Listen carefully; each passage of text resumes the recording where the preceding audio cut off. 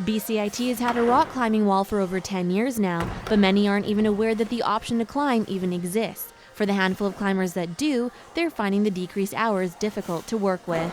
You can't come and climb and expect to do good or improve at all if you're only climbing once a week. As you can see, it's a very physically strenuous activity, and like any sort of muscle endurance activity, you need to be doing it 3 or 4 times a week.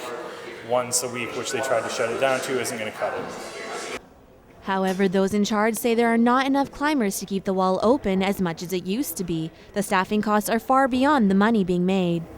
Larry Vesna speaking. Before Christmas, we had it open 4 days a week for hours when there was nobody there. And so the demand was just we have to support things in other areas. We really have to increase the revenue in there. It was costing us about $16,000 a year for staffing costs, and the total revenue we were getting was anywhere between $5,000 and $6,000.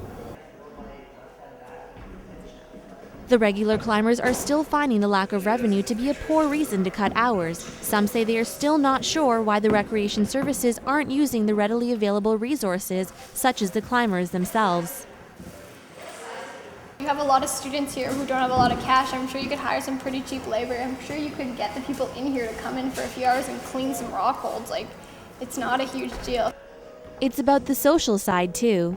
It's nice to come and meet people, I guess. There's a lot of people that I wouldn't have met if I hadn't started climbing here, and it's a nice community. Regardless if you come alone or with people, you'll always find someone to climb with. But avid climbers are still worried the diminishing hours means it'll eventually just shut down. Because they've been shutting it down a little bit.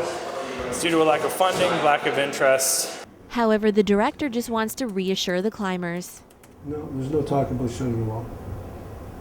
With the rock climbing wall lacking in participation, the rec staff say some heavy marketing is in the works. Zahra, Premji in Burnaby for BCIT Magazine.